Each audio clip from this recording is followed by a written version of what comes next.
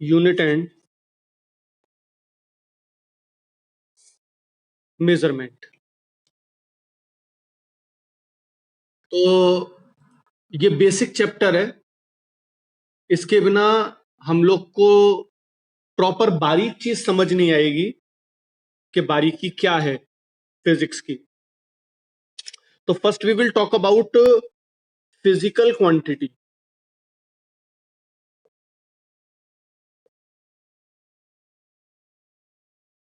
Physical quantity क्या है? तो we can define the quantities which can be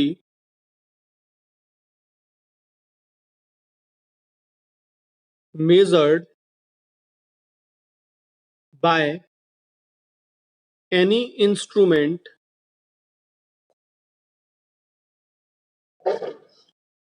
and by means of which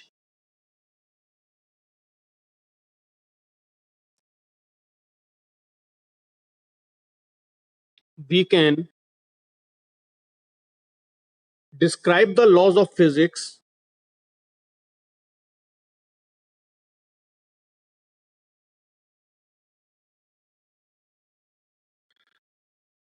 तो जब भी हम किसी फिनोमेना की बात करेंगे या हम किसी लॉ की बात करेंगे तो उसमें जो हम वर्ड्स यूज करते हैं जैसे मास, टाइम, एक्सेलरेशन, और इसको मैं बिल्कुल शॉर्ट में अगर बोलूं तो what physical quantity it is just the jargon of physics. Physics की जो जार्गन है जिसमें हम फिजिक्स के सारे लॉस के बारे में बात करेंगे, that jargon is the physical quantity. And the most important thing about being a physical quantity is that which can be measured.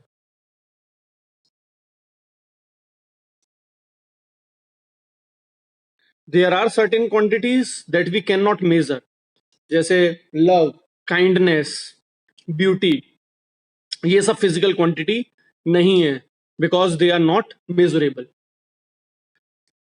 M I clear with this?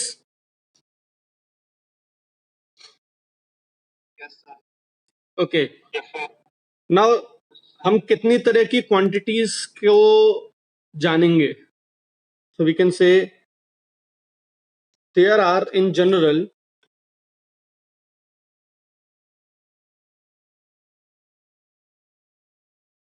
Three kinds of physical quantity. PQ use करूंगा मैं word. Then three kinds of physical quantities are there and they are, first one is fundamental,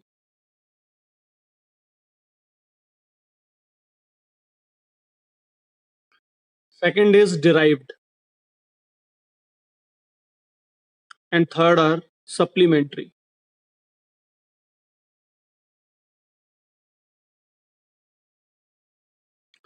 तो fundamental quantities, derived quantities and supplementary quantities, ये तीन तरीके की physical quantities को हम segregate कर सकते हैं।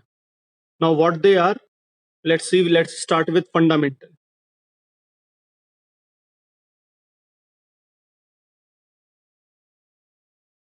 Fundamental physical quantities,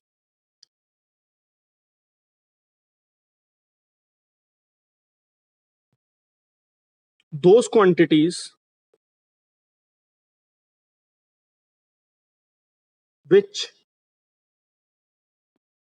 cannot be expressed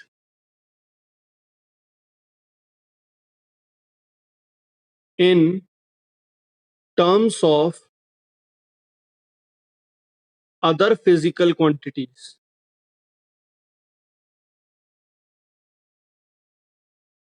are called fundamental or base quantities।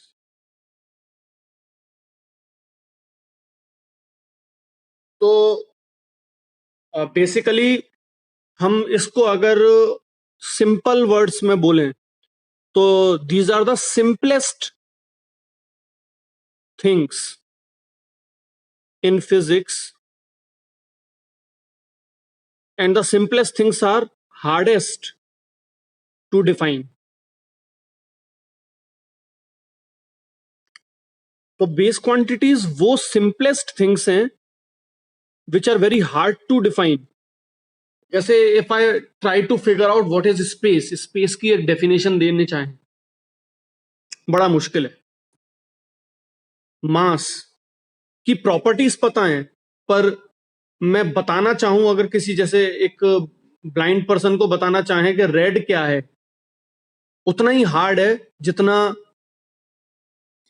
किसी आदमी को यह बताना कि म्यूजिक क्या है, अगर वो सुन नहीं सकता. तो they are the fundamental quantities जिनको हमको प्राइम फैसे लेना पड़ेगा. हमको ये मान के चलना पड़ेगा कि बाई कॉमन सेंस हम इनको जानते हैं. And they are basically 7 in numbers. तो इनको हम लोग which can not be expressed, which cannot be expressed in terms of other physical quantities. क्या क्या अच्छा,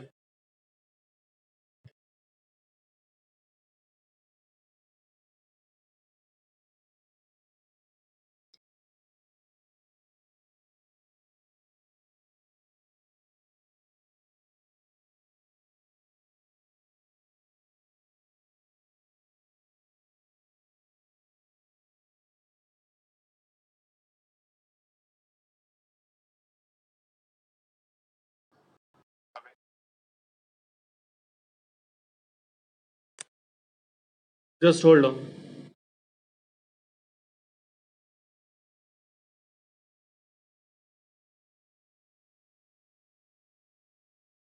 अब आ रही है आवाज?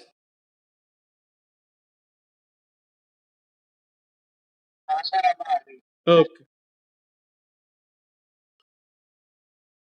तो इन क्वांटिटीज की बेसिक प्रॉपर्टीज क्या हो गई? हम प्रॉपर्टीज की अगर बात करें तो हम बोलेंगे all other physical quantities can be expressed in terms of fundamental physical quantities. तो बाकी सारी क्वांटिटीज को हम इनके टर्म्स में एक्सप्रेस कर सकते हैं, पर इनको किसी भी क्वांटिटी के टर्म में एक्सप्रेस नहीं कर सकते हैं. And they are independent of each other. That is, जब मैं कह रहा हूं इंडिपेंडेंट ऑफ ईच अदर, तो इसका मतलब क्या है? That is they can not be obtained from one another. अभी हम देखते हैं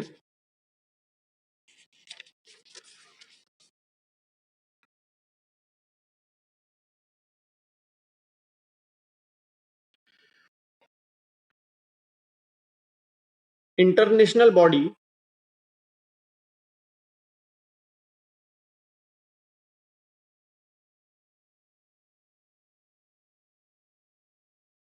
general conference on weights and measures. ये एक संस्था है, एक टीम है जो हर बार बैठती है जब जब जरूरत पड़ती है to decide certain rules and regulation according to the scientific community. इसको हम बोलते हैं general conference on weights and measures.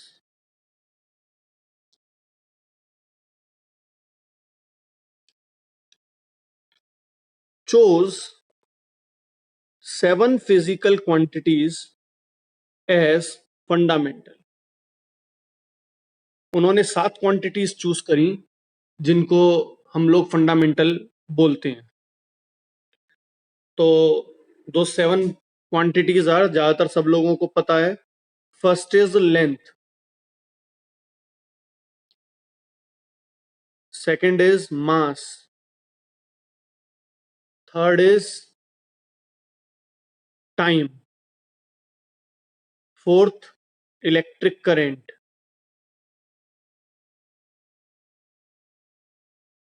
Fifth temperature, sixth amount of substance,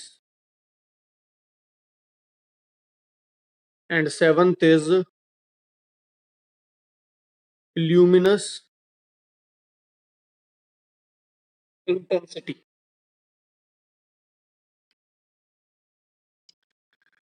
जिसमें से लेंथ, मास और टाइम आर द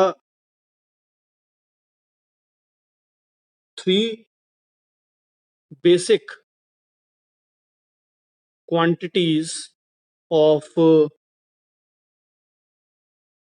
मैकेनिक्स। हम जो पढ़ रहे हैं फिजिक्स का पार्ट, इसमें हमको इन तीनों से ही लेना देना पड़ेगा क्लास 11th में। तो हमारा फोकस मेजर इन तीनों पे ही रहेगा, लेंथ, मास एंड टाइम। इन तीनों को हम 3 बेसिक क्वांटिटीज ऑफ मैकेनिक्स बोलते हैं। तो ये 7 फंडामेंटल क्वांटिटीज डिफाइन करी गई। लेंथ को मैं किसी भी टर्म में नहीं बता सकता। अगर मैं लेंथ को बताना चाहूं, what is length, then I have to talk in terms of length only.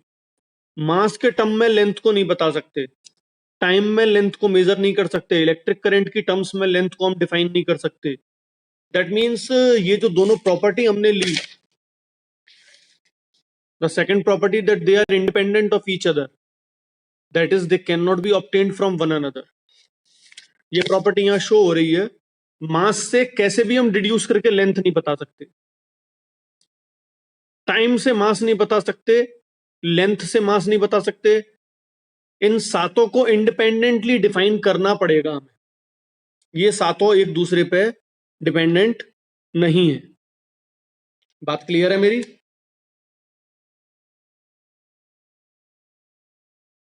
Yes sir. सब लोग को? Anshika,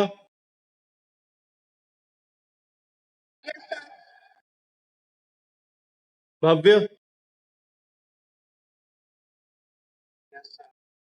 Devang,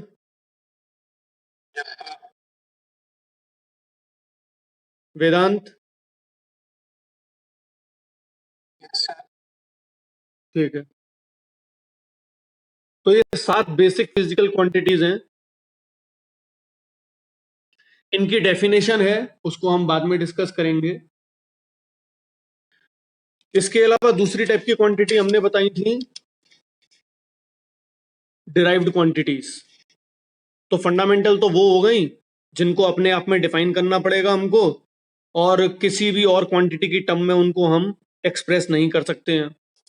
now derived.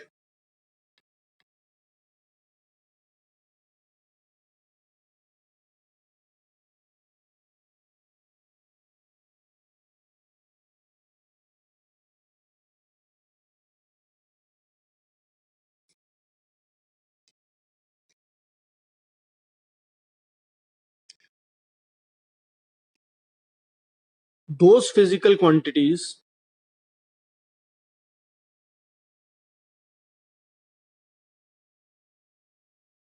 which are expressed in terms of fundamental quantities। तो जिनको हम फंडामेंटल क्वांटिटी के टर्म्स में एक्सप्रेस करते हैं,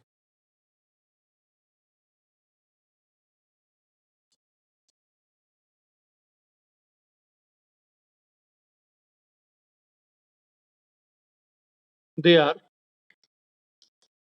derived physical quantities। एग्जाम्पल,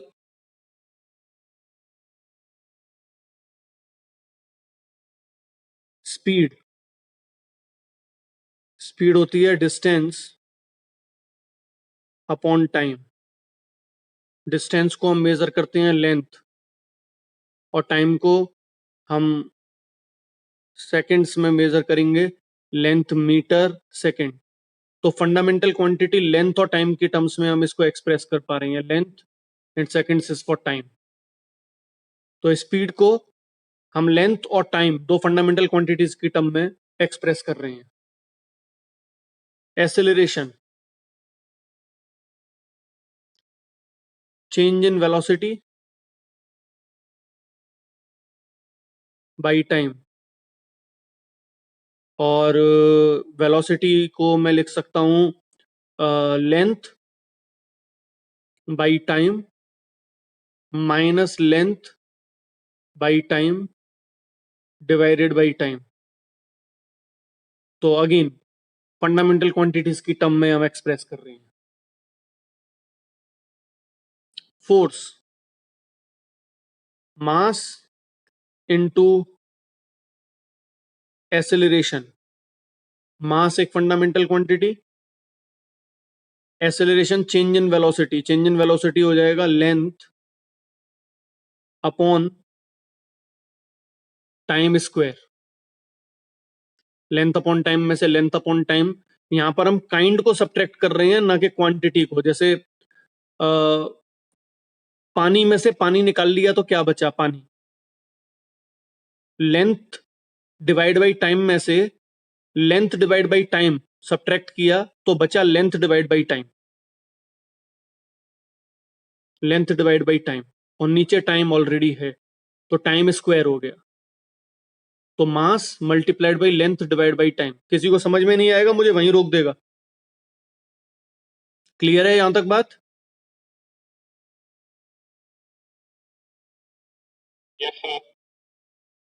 तो these are all examples of derived physical quantities. तो ultimately speed is length by time. तो हम इनकी टर्म्स में इनको एक्सप्रेस कर पा रहे हैं। सो वी से speed is length by time. Acceleration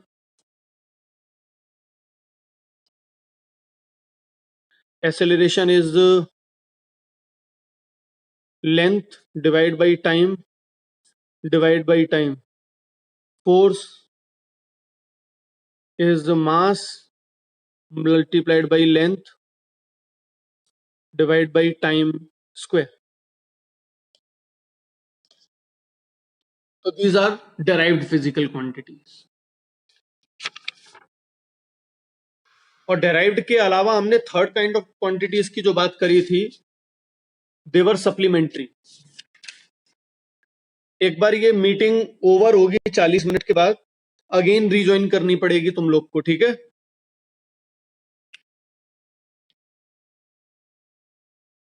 sir same link से? हाँ सेम लिंक।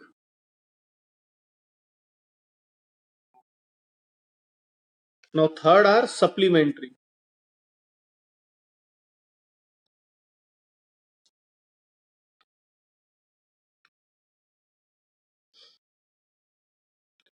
सप्लीमेंट्री क्यों? Because they belong to mathematics but used extensively in physics. इसलिए इनको सप्लीमेंट्री बोल रहे हैं, because they basically belong to the realm of mathematics but they are extensively used in physics. और supplementary quantities दो हैं। First is plane angle and second is solid angle. तो मैं इनको छोटा सा डिस्क्रिप्शन दे देता हूं प्लेन एंगल और सॉलिड एंगल का।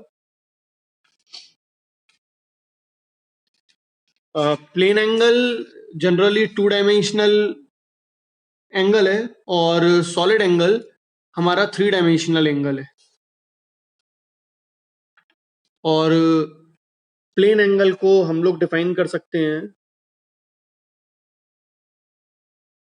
Inclination made by any line on a line of reference. Basically plane angle हम लोग डिफाइन करते हैं थ्रू द सर्कल। सर्कल से सारा फिनोमेना शुरू होता है। बट अगर ये मेरा एक पॉइंट है and this is a line, this is line of reference, तो कोई भी लाइन इसके साथ में जो एंगल बनाएगी थीटा, और इस थीटा को हम मेजर करेंगे। लेट्स से मैं इसको ओ ए बी नाम दे देता हूं। तो A B is the arc, तो theta is equal to arc by radius, formula होता है इसका। And theta will be equal to A B, arc को मैं ऐसे एरो बना के लिखूंगा कर्व्ड, डिवाइडेड बाई ये रेडियस है जो इसकी लेंथ है बाई आर। तो this is our plane angle. अभी इतना ही याद रखना है, बाद में हम डिटेल करेंगे जब हम थोड़ी मैथमेटिकल पार्ट को डील करेंगे या यूनिट्स को डील करेंगे। Second is solid angle. तो सॉलिड एंगल को डिफाइन करने के लिए हम एक स्फीयर ले लेते हैं।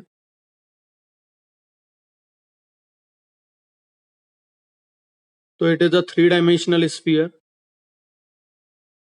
इसका रेडियस आर ले लेता हूं, तो ये 3 डायमेंशनल है।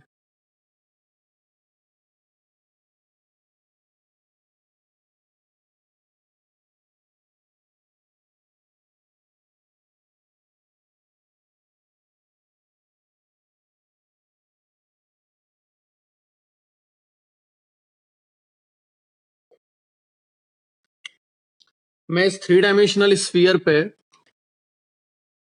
किसी भी जगह पे एक ये एरिया ले लेता हूं।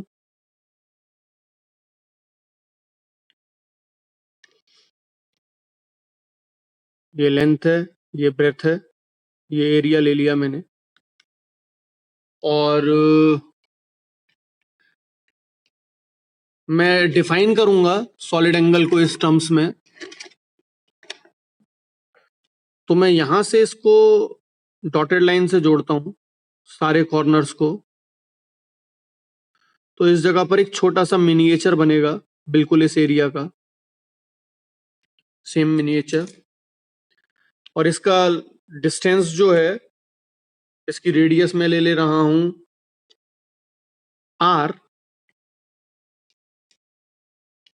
तो इस केस में this is called the solid angle. Solid angle is the angle subtended three-dimensionally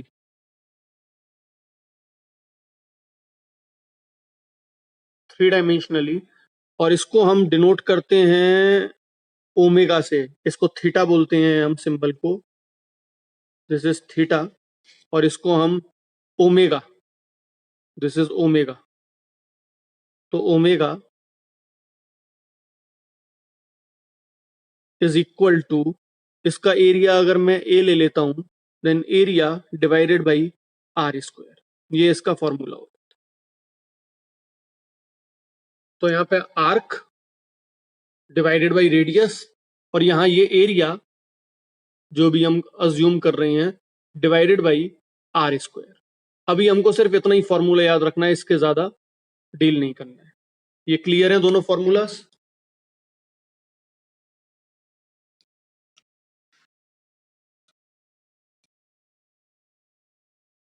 सब लोग को क्लियर है?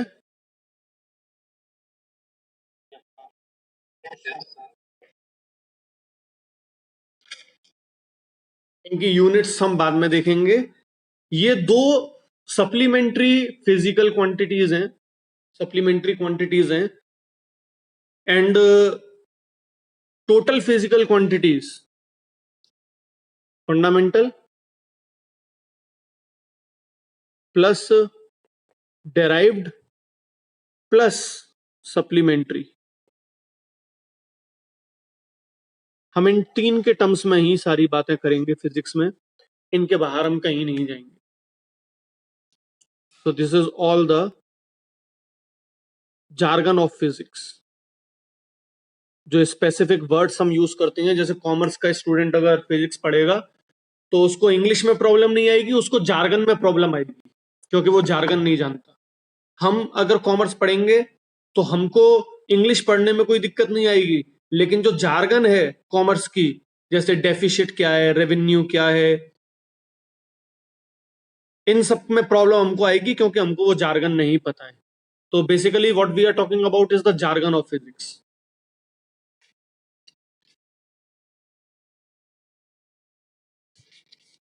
नाउ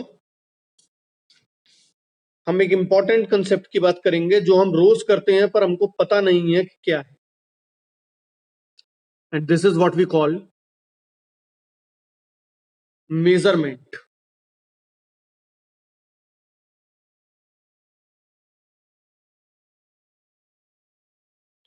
हम रोज करते हैं मेजर, लेकिन मेजरमेंट को डिफाइन कैसे करेंगे? ध्यान से देखना, मैं इसकी डेफिनेशन दे रहा हूं मेजरमेंट की. कोई बता सकता है मेजरमेंट की definition? Anyone? What measurement is?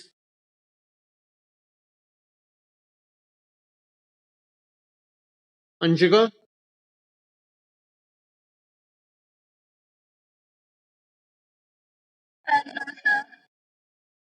भव्य? कुछ भी एक बार कोशिश करो, ट्राई इट आउट. हाँ हाँ, क्या प्रॉब्लम?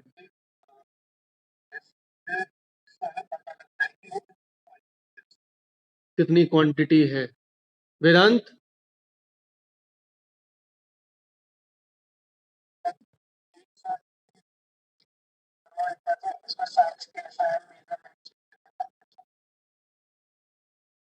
देवांग?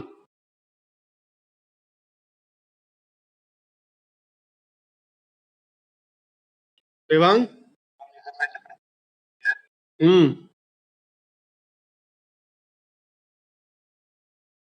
देखो, measurement is the process of comparison of a unknown physical quantity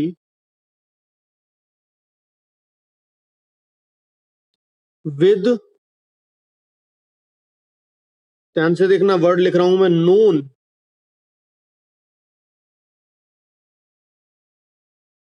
chosen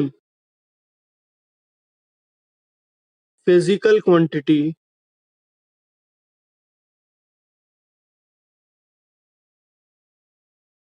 of same kind.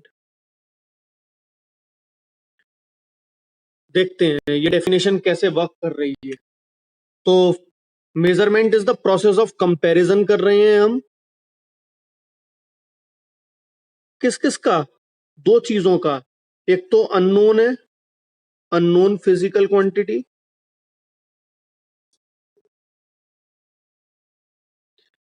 और किससे हम कंपेयर कर रहे हैं? विद नोन, ऐसी क्वांटिटी जो हमको पता है, चूजन, हमने उसको चूज किया है. हम दूसरी को भी चूज कर सकते थे, फिजिकल क्वांटिटी.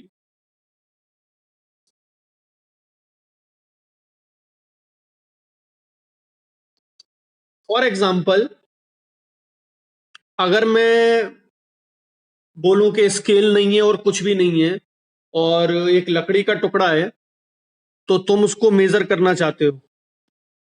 तो suppose say you want to measure a table without scale, तो कैसे मेजर करोगे टेबल को? Without scale? कोई तरीका है?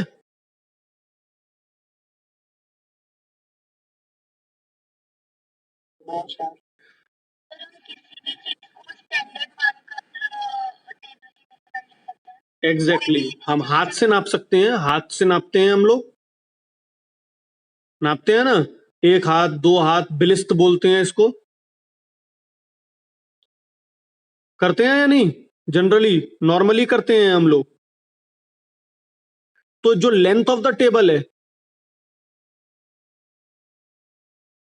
ये क्या है? Length of the table is the unknown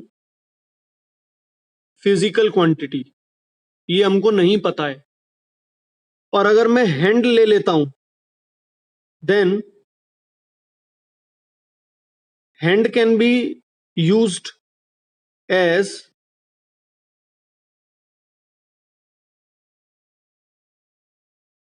hand is what? Known chosen physical quantity. और मैं हैंड को कंपेयर करता हूं, एक हाथ, दो हाथ, तीन हाथ, 3.5 हैंड। तो सपोज से ऐसे मैं लिखूंगा क्या? Length of table is equal to 3.5 hands. Over here hand is the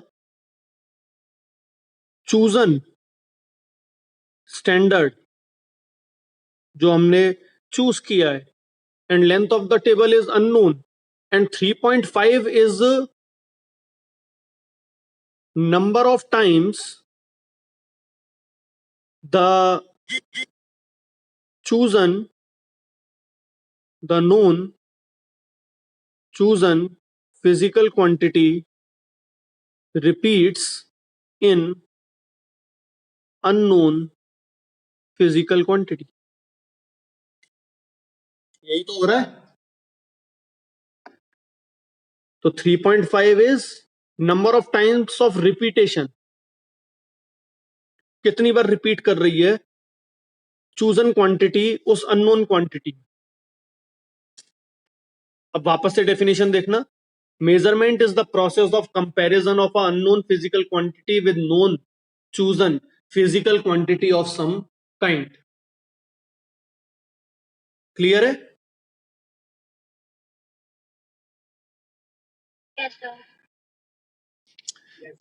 now representation of some measurement, representation कैसे होती है किसी भी मेजरमेंट की? हम किसी भी फिजिकल क्वांटिटी को, that is unknown, unknown physical quantity is represented as a numeral value multiplied by the physical quantity which is known। ऐसे ही तो रिप्रेजेंट कर रहे हैं। Length of the table unknown is equal to कोई भी number multiplied by the known. तो ये जो फिजिकल क्वांटिटी है, इसको तो हम लोग बोलेंगे magnitude of the physical quantity. Magnitude of a physical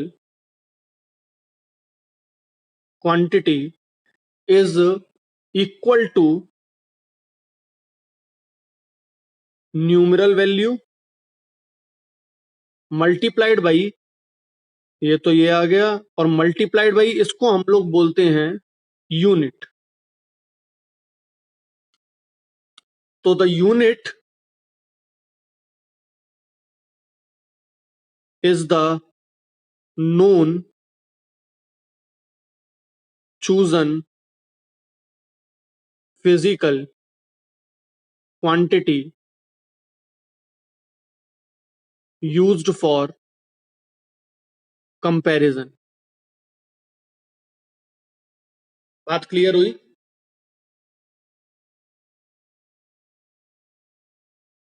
तो मैं इसको सिंपलेस्ट लिख दे रहा हूं। magnitude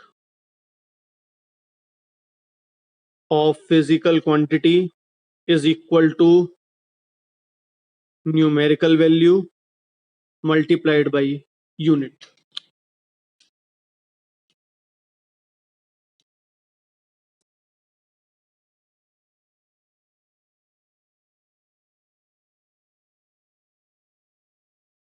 हमेशा हम मेजरमेंट को इसी तरीके से रिपीट करेंगे.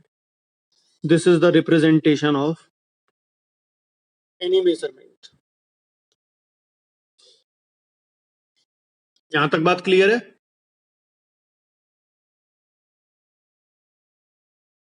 Yes sir. यस. अभी एक बार मीटिंग ऑफ होगी, फिर दोबारा रीज्वाइन करना.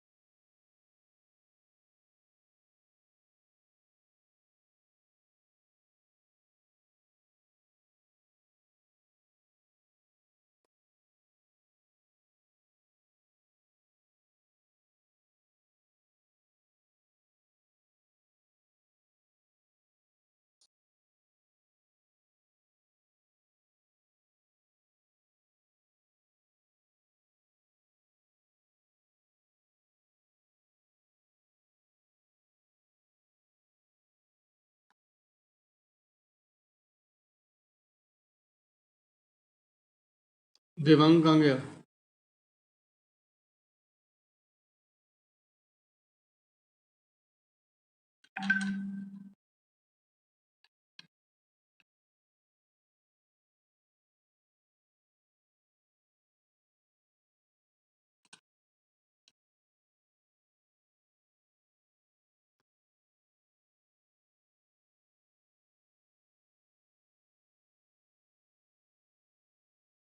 मैग्नीट्यूड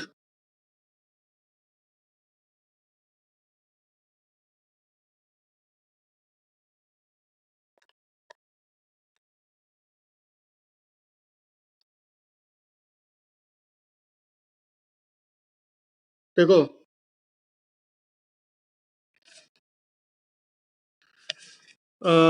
दो तरीके से ऑथर्स बात करते हैं, तो कोई ऐसा नहीं है, इसमें कोई कंफ्यूज वाला बात नहीं है.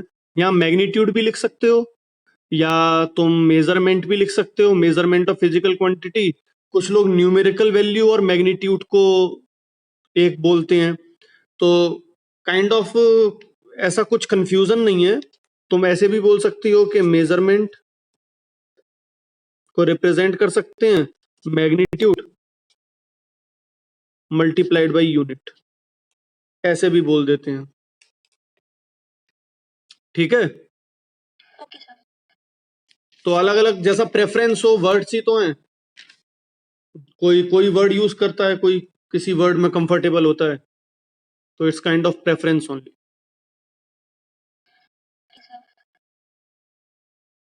ओके, नाउ इसको हम लोग अगर वर्ड्स सिंबल्स में रिप्रेजेंट करें तो हम लोग बोल सकते हैं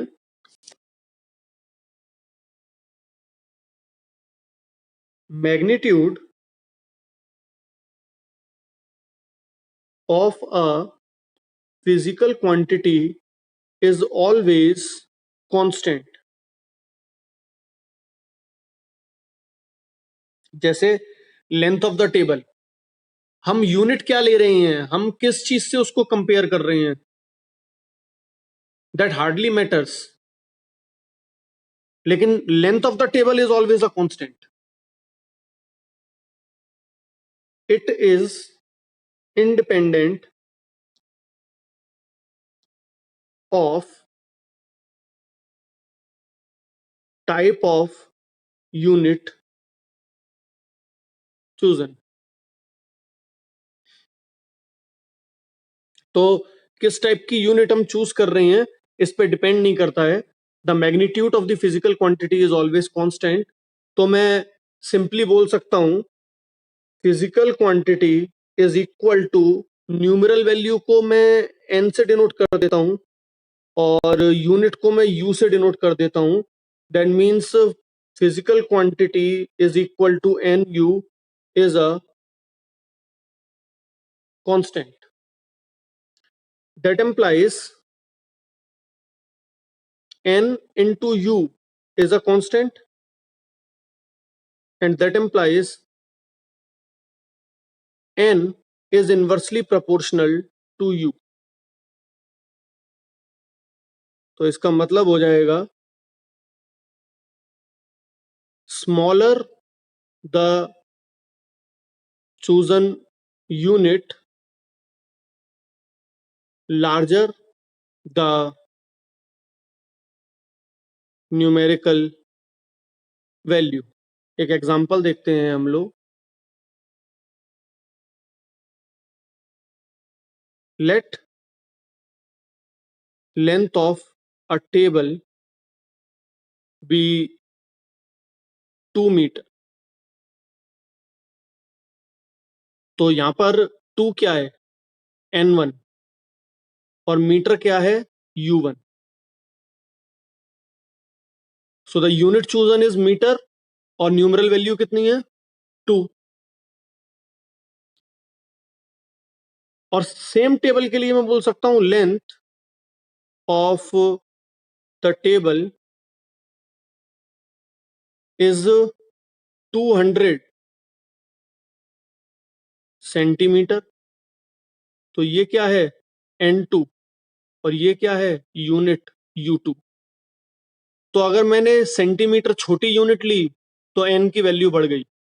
that means n is inversely proportional to u, क्योंकि length of the physical quantity is same, the length of the table is same.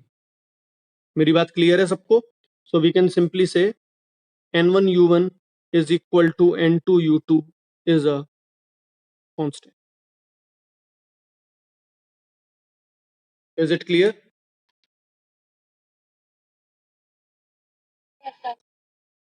Yes.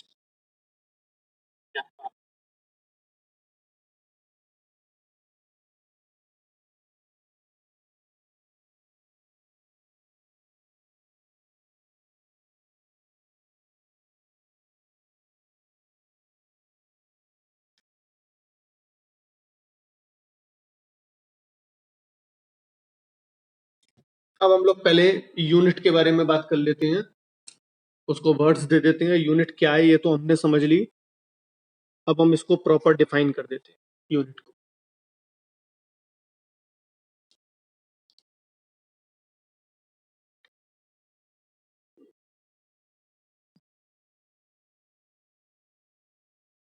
measurement of a physical quantity is expressed in terms of an internationally accepted certain basic reference standard called unit. Now hand, जब हम table को हाथ से नाप रहे हैं तो एक बार any person A or any person X goes on and measures it, then any person Y goes and measures it. The size of the hand A, on the both of them will not be in agreement with the measurement. दोनों लोग बोलेंगे, one will say that the length of the table is 2 meter, 2 hands, or other will say that it is 3 hands. The reason is that the size of their hands is different. तो क्योंकि हम जो unit use कर रहे हैं, जो unknown quantity, जो non chosen quantity हम लोग यूज कर रहे हैं, उसका साइज डिफरेंट अगर होगा तो फिर it will generate a confusion among the scientists when they are discussing. One will say it is 2, other will say it is 3, some other will say it is 4. So to avoid that kind of confusion, all the scientists decided that we will use certain basic reference standards, that is internationally accepted certain basic reference standard, and those basic reference standards are called unit. So any unit cannot be considered good for scientific criteria. So there are certain properties that a unit must have in order to be considered it as scientific. So if a quantity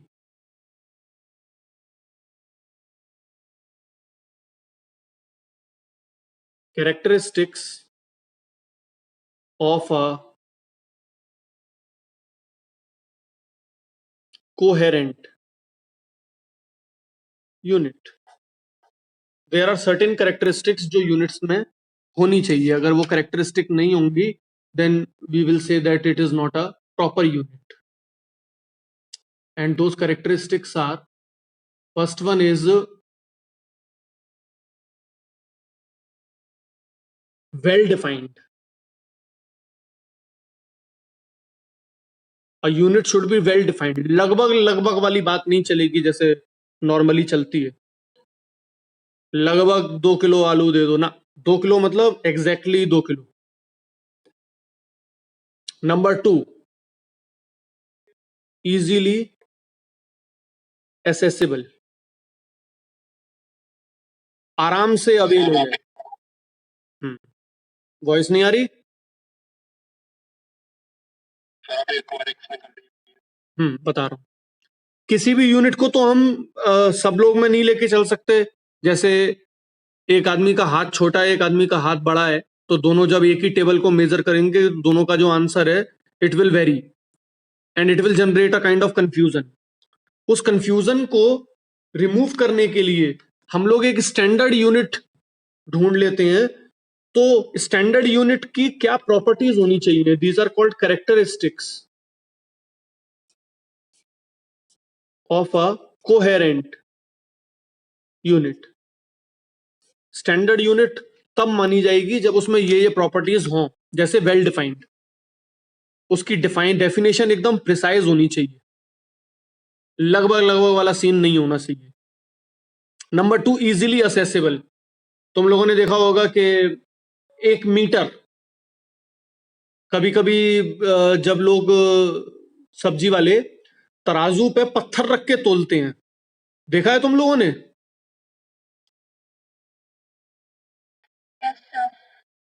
तो वो पत्थर उन्होंने पहले ही major कर लिया है कि आधा किलो का पत्थर है, या छोटे छोटे पत्थर ले लेते हैं या सिक्के ले लेते हैं, उनको उनका वेट पता है, तो इजीली असेसेबल। अब 1 किलो आलू अगर हमको खरीदने हैं तो ऐसा तो है नहीं कि स्विट्जरलैंड जाएंगे और वहां से 1 किलोग्राम का जो उनका प्लेटिनम इरिडियम का एलॉय रखा हुआ है स्टैंडर्ड, उसको लेंगे, वहां पे आलू तोलेंगे और वापस यहाँ पे आएंगे, तो फिर ऐसी यूनिट का कोई फायदा नहीं है।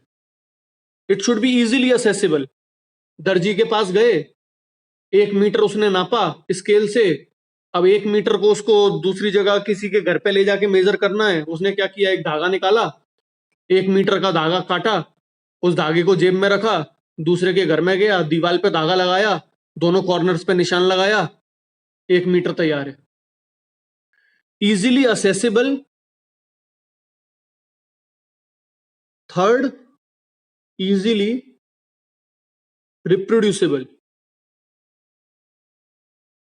1 किलो का तुमको कोई अगर वजन चाहिए, घर में तोलना है, अब तुम जरूरी थोड़ी है 1 किलो का बांटी खरीद के लाओगे।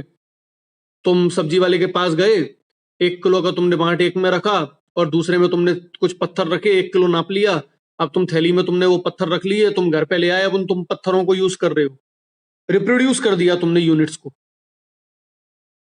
तो it is well defined, easily accessible, easily reproducible, invariable with space and time. यहां से 1 kg कहीं और ले जाएं और वो 1 kg ना रहे, अमेरिका का 1 kg अलग है, यहां पर आते आते वो आधा किलो रह जाए, नो, इनवेरिएबल होना चाहिए स्पेस और टाइम में। आज भी 1 kg है, वो कल भी 1 kg रहे। तो fourth property is it should be invariable with space and time. And fifth, convenient size. उसका साइज कन्वीनियंट होना चाहिए। ऐसा नहीं है कि the distance between Delhi and Mathura is measured in millimetre and thickness of the here is measured in kilometre, convenient नहीं है। तो वेल डिफाइंड क्लियर है, it should be easily accessible, clear, it should be easily reproducible, ये भी clear है, it should be invariable with space and time, and it should be of convenient size. इन पांचों properties में किसी को कोई डाउट है तो जस्ट रेज योर हैंड।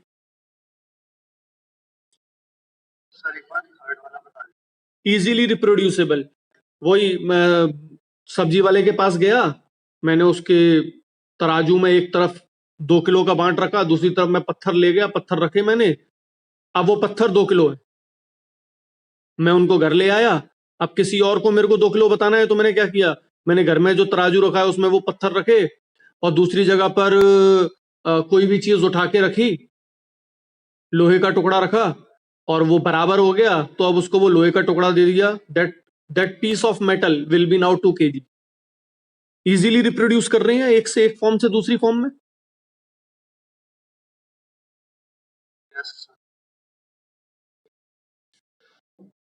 तो I guess it is clear with everyone up till over here. किसी को कोई doubt?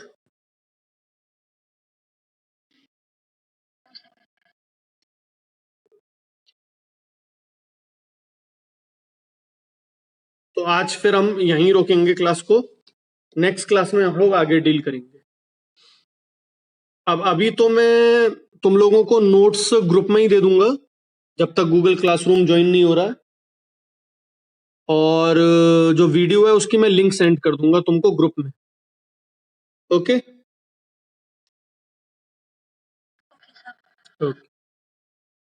Now you can one by one leave the